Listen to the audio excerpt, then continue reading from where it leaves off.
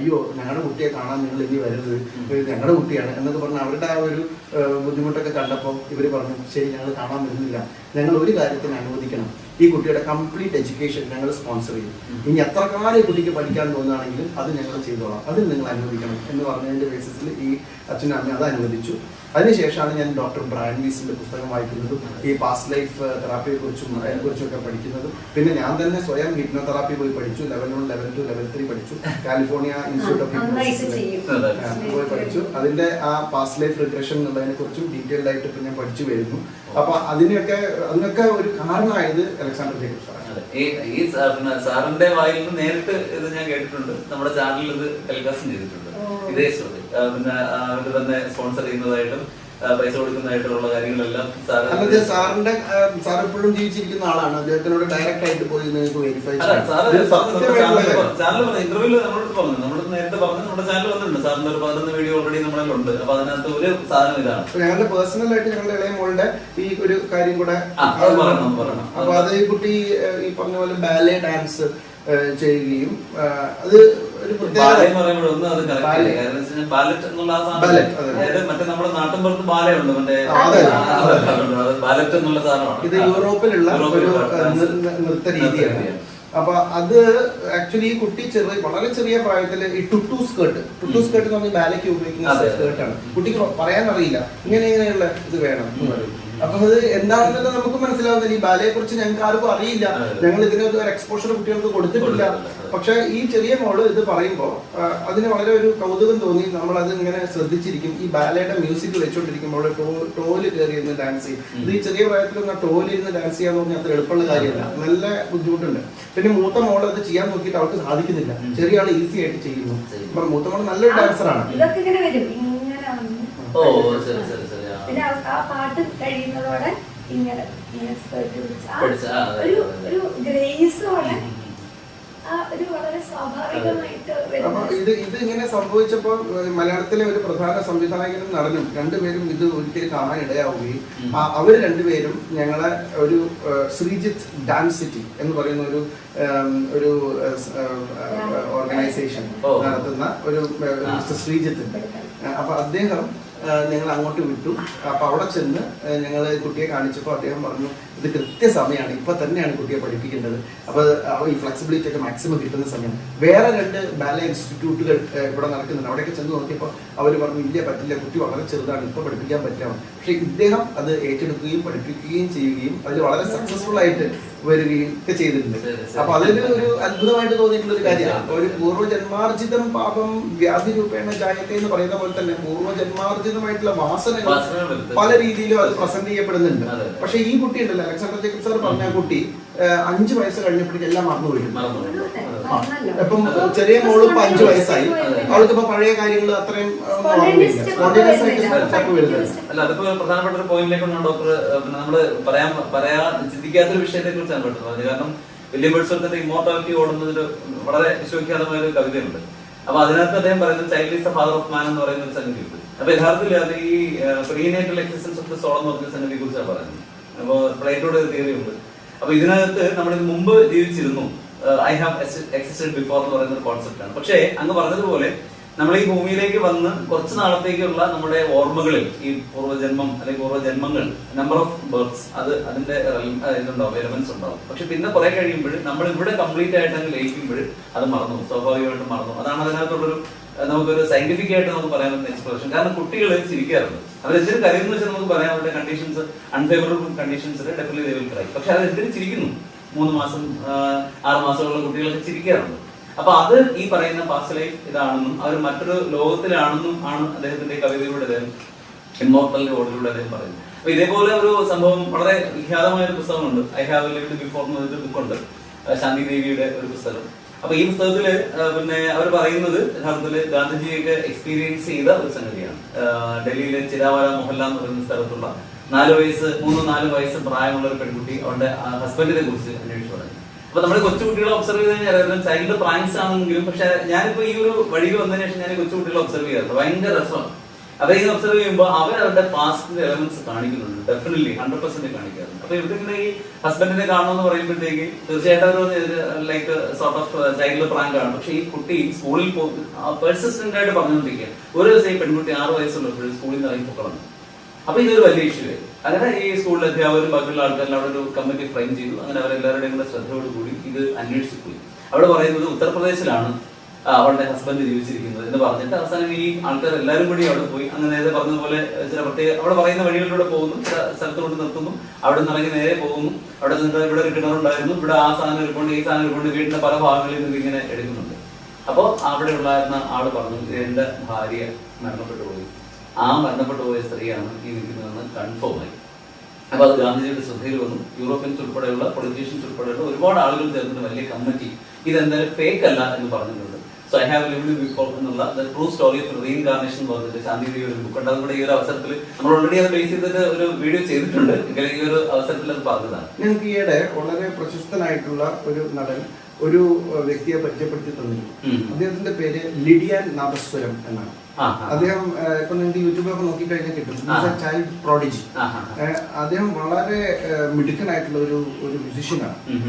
ഇപ്പം ഇന്റർനാഷണലി പല പിന്നെ കോമ്പറ്റീഷൻസിലും അദ്ദേഹം വിൻ ചെയ്തിട്ടുണ്ട്. ഇന്ത്യയുടെ പേര് ഒരുപാട് വലിയ നിലയിൽ എത്തിച്ചിട്ടുള്ള ഒരു മ്യൂസിഷ്യനാണ് അദ്ദേഹം. ചെറിയ പ്രായമുള്ളൂ, എനിക്ക് തോന്നുന്നു 14-15 വയസ്സേ ഉള്ളൂ.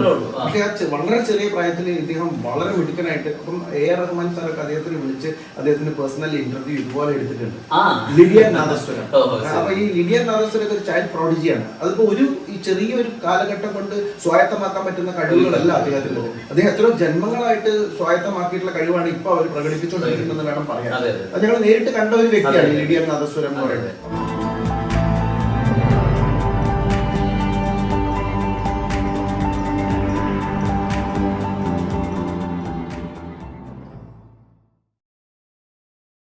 അപ്പൊ അതുപോലെ ഇപ്പം ഞങ്ങളുടെ പ്രൊഫസർമാര് ഡോക്ടർ ജീഷ സി ഹരൻ, അതുപോലെ ഡോക്ടർ പി രാമൻ സാറ്, ഇവർ രണ്ടുപേരും, ഈ രണ്ട് പ്രൊഫസർമാര് doctor Raman sir, doctor Jeesha C Haran, doctor Arivu Selvan എന്നൊക്കെ പറഞ്ഞു കഴിഞ്ഞാൽ ഞങ്ങൾ പഠിപ്പിച്ചിരുന്ന കുറച്ച് സാർമാരുണ്ട്. അതുപോലെ ഡോക്ടർ പി സി ഈശോ, ഇവരൊക്കെ നമ്മളെ പല രീതിയിലുള്ള പുതിയ കാര്യങ്ങളുമായിട്ട് ഞങ്ങൾ എക്സ്പോസ് ചെയ്യുകയും ഇങ്ങനത്തെ കാര്യങ്ങൾ നോക്കണം. അതുപോലെ ഈ ജീഷ സാറാണ് ഞങ്ങളെ റേക്കി, അതുപോലെ പ്രാണിക് ഹീലിംഗ് ഇങ്ങനത്തെ കാര്യങ്ങളിലേക്ക് ഞാൻ പറയാൻ വന്നത്. കാരണം വെച്ചാൽ ഇവിടെ വന്ന് ഡോക്ടറെ പരിചയപ്പെടുമ്പോഴത്തേക്ക് ഞാൻ പറഞ്ഞു MBBS ഒരു ഡോക്ടർ നമ്മുടെ ചാനലിൽ ഓൾറെഡി ഒരു പ്രോഗ്രാം ചെയ്തിട്ടുണ്ട്. അദ്ദേഹം ഇതുപോലെ പാസ്റ്റ് ലൈഫ് റിഗ്രഷൻ ചെയ്യുന്ന ആളാണെന്ന് പറഞ്ഞു. അദ്ദേഹത്തിന്റെ പേര് ഡോക്ടർ ജീഷ സി ഹരൻ എന്ന് പറയുന്നത് അത് അദ്ദേഹത്തിന്റെ പ്രൊഫസറായിരുന്നു, ഗുരുവായിരുന്നു.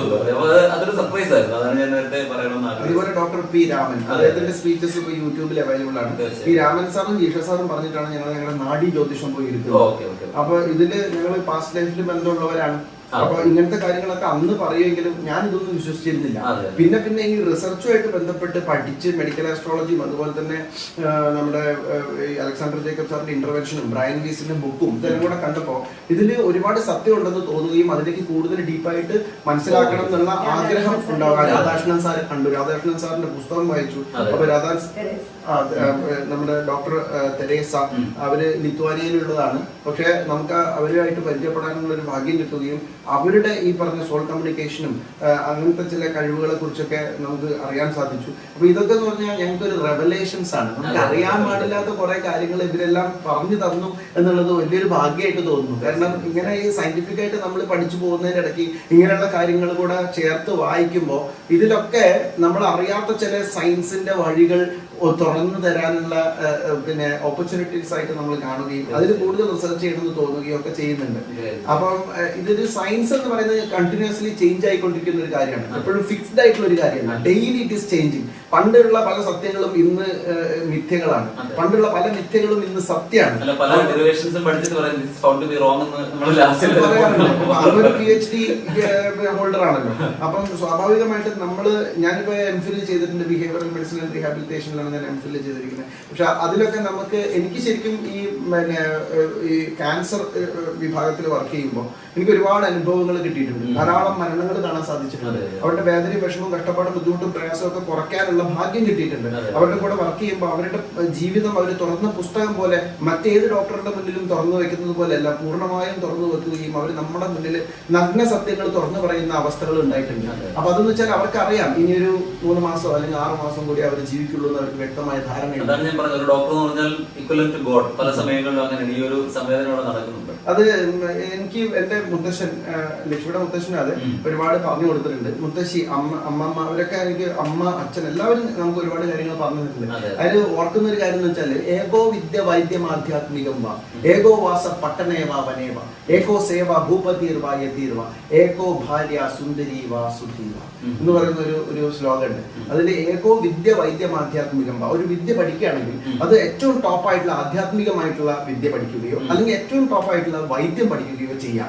അപ്പൊ വൈദ്യം പഠിക്കുമ്പോൾ തന്നെ നമുക്ക് ഈ വിരക്തിയും വൈരാഗ്യവും ഒക്കെ വരും. ആദ്യം തന്നെ നമ്മൾ ഈ പിന്നെ അനാട്ടമി ഡിസെക്ഷൻ ഹാളിൽ കൊണ്ടിരിക്കുമ്പോൾ 25-30 ഡെഡ് ബോഡീസിന്റെ കൂടിയാണ് ഇരിക്കുന്നത്. പിന്നെ നമ്മൾ കാണുന്നത് ഡെഡ് ബോഡീസ് ഈ പിന്നെ മോർച്ചറിയിൽ കാണുന്നു. അതുപോലെ നമ്മുടെ ശരീരത്തിലെല്ലാം ഇപ്പം പ്രസവം വരെ, ഇപ്പം എനിക്ക് വലിയ ഇഷ്ടമില്ലാത്ത ഫീൽഡായിട്ട് പോലും കാലിക്കറ്റ് മെഡിക്കൽ കോളേജ് ഞങ്ങൾ പഠിച്ചതുകൊണ്ട് ഏഷ്യയിൽ ഏറ്റവും കൂടുതൽ പ്രസവം നടക്കുന്ന ആശുപത്രിയാണ് കാലിക്കറ്റ് മെഡിക്കൽ കോളേജ്. ഒരു കാലത്ത് 12 മണിക്കൂറിൽ 150 പ്രസവം വരെയൊക്കെ നടന്നിട്ടുണ്ട്. ലക്ഷ്മി MD ഗൈനക്കോളജി ആണല്ലോ. അപ്പം അവിടെ ആ പ്രസവാശുപത്രിയിൽ നമ്മൾ വർക്ക് ചെയ്യുമ്പോൾ നമുക്ക് അത്ഭുതം തോന്നിയിട്ടുണ്ട്. ഇത്രയും പ്രസവങ്ങൾ ഞാൻ അറിയാതെ എന്റെ കൈ കൊണ്ട് തന്നെ 50 പ്രസവം ഞാൻ സ്വയം എടുത്തിട്ടുണ്ട്. അപ്പൊ ഒന്ന് ആലോചിച്ച് നോക്ക്, അത്രയ്ക്കും കൂടുതൽ പ്രസവം എടുക്കാനും. അപ്പൊ അവിടെ ഈ സ്ത്രീകളുടെ കരച്ചിലും അവിടുത്തെ ആ ഒരു ഗന്ധവും ഒക്കെ കാണുമ്പോൾ തന്നെ നമുക്ക് സ്വാഭാവികമായിട്ട് നമ്മുടെ മനുഷ്യ ജീവിതത്തെ കുറിച്ച് അല്ലെങ്കിൽ നമുക്ക് വിരക്തിയും വൈരാഗ്യവും ഒക്കെ വരാനുള്ള സാഹചര്യങ്ങളാണ്. അത് വന്നില്ല എന്നുള്ളത് വേറെ വിഷയം. ജനനം കാണുമ്പോൾ മരണം കാണുമ്പോൾ ഇത് രണ്ടുമാണല്ലോ നമുക്ക് വിരക്തി വരാൻ. ആത്മവിദ്യാലയം. അതെ അതെ. ഇവിടമാണ് അധ്യാത്മ വിദ്യാലയം എന്ന ശ്മശാനത്തിനെ കുറിച്ച് കുമാരനാശാൻ പാടിയിട്ടുണ്ട്. കഷ്ടം സ്ഥാന വലുപ്പമോ പ്രഭുതയോ എന്ന് തുടങ്ങുന്ന ഒരു ശ്ലോകമുണ്ട്. അപ്പൊ ഇതൊക്കെ നമുക്ക് ശരിക്കും അന്ന് തോന്നിയിട്ടുണ്ട്. ഈ സ്റ്റെത്ത് കഴുത്തിലിട്ട് നടക്കുമ്പോൾ വയലാർ പാടിയ പാട്ടും കൂടെ എനിക്ക് ഓർമ്മ വരാറുണ്ട്. ഒരിടത്ത് ജനനം ഒരിടത്ത് മരണം ചുമലിൽ ജീവിതം. ഒരിടത്ത് ഈ അവര് പറയുന്ന ജെനിക്കൽ കോളേജ്, ഒരു സ്ഥലത്ത് മെഡിക്കൽ കോളേജാണ്. കാരണം പലരും അന്ന് മെഡിക്കൽ കോളേജ് എന്നാണ് വിളിക്കാറുണ്ടായിരുന്നത്. കാരണം എല്ലാം കഴിഞ്ഞ് ലാസ്റ്റ് ഈ മെഡിക്കൽ കോളേജിലേക്കാണല്ലോ കൊണ്ടുപോകുന്നത്. മെഡിക്കൽ കോളേജ് ജെനിക്കൽ കോളേജ് ഇടയിലൂടെ നടന്നിട്ട് വേണം ഞങ്ങൾക്ക് മെഡിക്കൽ കോളേജിലോട്ട് പോകാൻ പഠിക്കാനായിട്ട്. അപ്പൊ അത് എപ്പോഴും ഇത് ഫീൽ ചെയ്യാറുണ്ട് നമുക്ക്, ഈ ഒരിടത്ത് ജനനം ഒരിടത്ത് മരണം. അപ്പൊ ഈ പറഞ്ഞു വന്നതെന്ന് വെച്ചാല് ഏകോ വിദ്യ വൈദ്യം ആധ്യാത്മികം ഏകോ വാസ പട്ടണേവ വനേവ. ഒരു സ്ഥലത്ത് താമസിക്കുകയാണെങ്കിൽ മാക്സിമം റിഫൈൻമെന്റ് വരണമെങ്കിൽ ഒരു നല്ല പട്ടണത്തിൽ താമസിക്കണം, അല്ലെങ്കിൽ നല്ല നിബിഡമായ വനത്തിൽ പോയി താമസിക്കണം. ഏകോ സേവ ഭൂപതിർവ യതീർവ. ഒന്നുകിൽ ചക്രവർത്തിയെ പോയിട്ട് സേവിക്കാം, എല്ലാ സൗകര്യങ്ങളും സഹായങ്ങളും കിട്ടും. നമുക്ക് ജീവിതം മടുക്കുന്ന പോലെ അത്രയും കൂടുതൽ സഹായങ്ങളും ഇതൊക്കെ കിട്ടുന്നതാണ്. അതുപോലെ യതിയാണെങ്കിലും അതുപോലെ തന്നെ അതിന്റെ അപ്പുറത്തെ ഒരു ലെവലിലേക്ക് നമ്മൾ ഉയർത്താൻ കെൽപ്പുള്ളവരാണ് യതിമാർ. അപ്പൊ ഏകോ സേവ ഭൂപതിർവ യതീർവ, ഏകോ ഭാര്യ സുന്ദരീവ സുധീവ. അത് ഭർത്താവാണെങ്കിലും ഭാര്യയാണെങ്കിലും ഒന്നുകിൽ ബുദ്ധി വേണം അല്ലെങ്കിൽ നല്ല സൗന്ദര്യം വേണം. ഇത് രണ്ടും ഇല്ലാത്തവരെ കല്യാണം കഴിക്കരുത്. അല്ലല്ല, ഞാൻ തിരിച്ചും പറയാണ്, ഭർത്താക്കന്മാരെ ചൂസ് ചെയ്യുകയാണെങ്കിലും അല്ലെങ്കിൽ ബുദ്ധി ഉള്ളവനായിരിക്കണം അല്ലെങ്കിൽ ഹാൻസം ആയിരിക്കണം. ഇത് രണ്ടും അല്ലാത്തവർ, അത് നമുക്കൊരു ഗൈഡൻസ് ആണ് ഇതൊക്കെ. രണ്ടും വളരെ പ്രധാനപ്പെട്ടതാണ്. പറയുന്നത് രണ്ട് എക്സ്ട്രീമുകളെ കുറിച്ചാണ്, ഭൗതികതയുടെയും ആത്മീയതയുടെയും രണ്ട് എക്സ്ട്രീമുകൾ. നമ്മൾ ഈ ചൈൽഡ് പ്രൊഡ്യൂസിനെ കുറിച്ച് പറഞ്ഞപ്പോൾ ഒരു കാര്യം കൂടെ ഞാൻ പറയണമെന്ന് ആഗ്രഹിച്ചു. കാരണം വേറൊന്നുമില്ല, ജയരാജിന്റെ ഒരു സിനിമയുണ്ട് ആനന്ദ ഭൈരവി. വളരെ ചെറിയ പ്രായത്തിലുള്ള ഒരു കുട്ടി വന്ന് നന്നായിട്ട് പാട്ട് പാടുന്ന പിന്നെ ഭാഗവതരെ കൂകി വിളിക്കുകയാണ്. അപ്പൊ ഈ കുട്ടിയെ തല്ലുമ്പോഴത്തേക്ക് ചോദിക്കുന്നത്, നീ എന്താണ് ഇങ്ങനെ കാണിക്കുന്നത്? പറഞ്ഞ അങ്ങ് പാടുന്നത് തെറ്റാണ്. അപ്പോൾ എനിക്കൊന്നും തിരുത്തല്ലോ, അദ്ദേഹത്തിന്റെ ആ ഒരു ഗംഭീര്യ ഇതിൽ പറഞ്ഞു. അപ്പൊ കുട്ടി പറഞ്ഞു സാമജവര ഗമന ഇങ്ങനെയല്ല പാടേണ്ടതെന്ന് തിരുത്തി. അപ്പൊ ആ കുട്ടി പക്ഷെ ഒരു ചെറിയ പ്രായത്തിൽ തന്നെ അയാൾ മരണപ്പെട്ടു പോകുന്നതാണ് ആ സിനിമയുടെ രീതി. ഇത് റിയാലിറ്റിയിൽ സംഭവിച്ചിട്ടുണ്ട്. ക്ലിന്റൺ എന്ന് പറയുന്ന മഹാപ്രതിഭ 25,000 ചിത്രങ്ങൾ, 7 വയസ്സ്. ഞങ്ങൾ പഠിച്ച കോഴിക്കോട് ജീവിച്ചിരുന്ന ആളാണ്. നേരിട്ട് കണ്ടിട്ടുണ്ടോ? ചെറിയ പ്രായത്തിൽ മരിച്ചു പോയതാണ്. എന്റെ ഒരു മാഷുണ്ടായിരുന്നു, പോൾ കലാനോട് അദ്ദേഹത്തിന്റെ ചിത്രകാരനാണ്. അപ്പൊ അദ്ദേഹം ഈ ക്ലിന്റുമായിട്ട് സംവദിക്കുന്നത് ഞാൻ നേരിട്ട് കണ്ടിട്ടുണ്ട്. അതായത് 7 വർഷം 10 വർഷം ജീവിക്കുമ്പോഴാണ് ശരിക്കും 3000 പിന്നെ എന്താ പറയാ 600 അങ്ങനെയുള്ള ദിവസങ്ങൾ ജീവിക്കുന്നത്. 10 വർഷം ആകുമ്പോൾ 7 വയസ്സാകുമ്പോൾ 3000 ദിവസം പോലും ജീവിച്ചിട്ടാത്ത കുട്ടി 25,000 ചിത്രം വരച്ചു. അപ്പോൾ ആലോചിച്ച് നോക്കേണ്ട ഒരു ദിവസം എത്ര ചിത്രങ്ങൾ ആ കുട്ടി വരച്ചു എന്നാണ്. അതിൽ അത്ഭുതകരമായ കാര്യം മുച്ചിലോട്ട് ഭഗവതിയുടെ മുഖമെഴുത്ത് വരച്ചു എന്നാണ് പറയുന്നത്. അത് വരയ്ക്കാൻ പാടില്ല, ആ കുട്ടി കണ്ടിട്ടില്ല, അത് എങ്ങനെ വരച്ചു ഇതൊന്നും അറിയില്ല. കുട്ടി ബേസിക്കലി ക്രിസ്ത്യൻ ആണ്, പക്ഷെ ആ കുട്ടിക്ക് ഈ ഒരു ദർശനം കിട്ടി. അതുപോലെ തന്നെ ഹോസ്പിറ്റലിൽ കൊണ്ടുപോകുന്ന വഴിക്ക് ആ കുട്ടി കോട്ട് ചെയ്യുന്നതെല്ലാം ബൈബിളില് അധികമാരും കടന്നു പോകാത്ത പ്രദേശങ്ങളിലുള്ള ആണല്ലോ ഡോക്ടർ, അതാണ്. അപ്പൊ അതാണ് ഈ ചൈൽഡ് പ്രൊഡ്യൂസിന്റെ കാര്യം. ഇപ്പൊ ലേറ്റസ്റ്റ് ആയിട്ട് പറയുകയാണെങ്കിൽ നമ്മൾ ഈ ഫ്ലവേഴ്സ് ടോപ്പ് സിംഗറിലെ പല കുട്ടികളും പാടുമ്പോൾ MG ശ്രീകുമാറെ പറയാനുണ്ട്, ഒരിക്കലും പഠിച്ച ഈ കുട്ടി ഇങ്ങനെ പാടാൻ പറ്റില്ല. 6 വയസ്സുള്ള കുട്ടി എപ്രകാരത്തിലാണ് ഇങ്ങനെ ഈ പിന്നെ കറക്റ്റ് ആയിട്ടുള്ള ഇത് പറയുന്നത്. 2, 3, 4 വയസ്സുള്ള കുട്ടികൾ പാടുന്നുണ്ട്. അതുപോലെ തന്നെ അങ്ങനെ പറഞ്ഞ എക്സാമ്പിൾസ് മാത്രമേ ഉള്ളൂ. അപ്പൊ 100% പൂർവ്വജന്മം എന്ന് പറഞ്ഞാൽ ഉണ്ട്, അതിൽ യാതൊരു സംശയമില്ല. പിന്നെ ബ്രെയിൻ വൈസ് കാർമിക് ഡെപ്റ്റ് അങ്ങോട്ട് വെസ്റ്റേൺ കൺട്രികളിൽ പോയാൽ ഇത് മാത്രമേ ഉള്ളൂ, ഈ ഒരു റിസർച്ചും കാര്യങ്ങളും മാത്രമേ ഉള്ളൂ. അപ്പൊ ഇത് ശരിക്കും പറഞ്ഞാൽ നമ്മുടെ ഈ പറഞ്ഞൊരു കാർമിക് മണ്ഡലത്തിലേക്ക് ഇത് ബാധിക്കുകയും അത് നമ്മളുടെ രോഗാവസ്ഥകളായിട്ട് വരികയും ചെയ്യുന്നു എന്നുള്ളതാണ് 100% ശരിയായിട്ട് കാര്യം. അപ്പൊ ഇത് കാണുമ്പോൾ നമ്മൾ ചിന്തിക്കേണ്ട ഒരു കാര്യം, പലരോട് പറഞ്ഞു നിങ്ങൾ ഈ സ്യൂഡോ സയൻസിന്റെ പുറകെ ടീച്ചർ, പിന്നെ നിങ്ങൾ എന്തിനാണ് സ്യൂഡോ സയൻസിന്റെ പുറകെ? ഞാൻ പറഞ്ഞത് സ്യൂഡോ സയൻസ് അല്ല, അത് ഒന്നാമത്തെ കാര്യം. 2, നമുക്ക് ഇതിനകത്ത് കൊടുക്കാൻ പറ്റുന്ന ഒരു പോസിറ്റിവിറ്റി എന്ന് പറഞ്ഞാല് നമ്മൾ ചെയ്യുന്ന ഒരു കർമ്മത്തിനെ നമുക്ക് എന്ത് ചെയ്യാൻ പറ്റും, നമുക്ക് നിയന്ത്രിക്കാൻ പറ്റും. അതായത് ഞാൻ ചെയ്യുന്ന ഒരു കർമ്മ അത് ഈ സ്പേസിലും ഈ ടൈമിലും വരെ. അപ്പൊ അവര് പറയുന്ന കുറെ ന്യായങ്ങളുണ്ട്. അതായത് ഏറ്റവും ക്രൂരനായിട്ട് നമ്മൾ ഭരിച്ച ഒരു ഭരണാധികാരി, പുള്ളി അവസാനം സെറമോണിയൽ പരേഡൊക്കെ വെച്ച് മറ്റേ വെടിയൊക്കെ വെച്ച് ഹാപ്പി ആയിട്ടാ പോയത്. പുള്ളിക്കൊന്നും പറ്റിയില്ല, പുള്ളി ഭയങ്കര ക്രൂരനല്ലേ. അപ്പൊ വേറൊരാളുടെ നാട്ടിൻപുറത്തുള്ള സാധുവായ മനുഷ്യൻ പുള്ളി ചെയ്ത് ഒരുപാട് കഷ്ടപ്പെട്ട്. അപ്പൊ എന്താണ്, ദൈവമുണ്ടോ? ഇങ്ങനെയുള്ള ചോദ്യങ്ങളാണ് ഇവിടെ വരുന്നത്. അപ്പൊ ഈ കർമ്മയിലൂടെ മാത്രമേ നമുക്ക് അമ്മ പറയാറുണ്ട്, നമ്മൾ ചിലര് ലോൺ എടുത്ത് വന്നവരാണ്, ചിലർ ഓൾറെഡി ഡെപ്പോസിറ്റ് ആയിട്ട് വന്നവരാണ്. ഈ കർമ്മത്തിനെ കുറിച്ചാണ് അമ്മ ഉദ്ദേശിക്കുന്നത്. നമ്മള് അവർക്ക് ഒരുപാട് കാര്യങ്ങൾ ജീവിതത്തിൽ ഇനി നല്ല കാര്യങ്ങൾ നടക്കാനിരിക്കുന്നുണ്ട്. നമ്മള് ലോൺ എടുത്ത് വന്നവരാണ്. നമ്മുടെ ഈ ലോൺ തീർക്കാൻ വേണ്ടി നമ്മൾ പിന്നെയും കർമ്മങ്ങൾ ചെയ്ത് ബുദ്ധിമുട്ടി പ്രയാസപ്പെട്ട് കഷ്ടപ്പെട്ട് നമ്മൾ മുന്നോട്ട് പോകണം. അപ്പൊ ഇതെന്ന് പറയുന്നത് ഈ പൂർവ്വജന്മമായിട്ട് നമ്മൾ കണക്ട് ചെയ്ത് നോക്കുമ്പോൾ ഇത് എളുപ്പമാണ് എക്സ്പ്ലെയിൻ ചെയ്യാൻ. അതുകൊണ്ട് മാത്രമേ പറ്റുള്ളൂ, അതുകൊണ്ട് മാത്രമേ പറ്റുള്ളൂ. അപ്പൊ അമ്മ എനിക്ക് ഉദ്ദേശിക്കുന്നത് ഈ പ്രാരബ്ധ കർമ്മം, സഞ്ചിത കർമ്മം, ആർദ്ര കർമ്മം.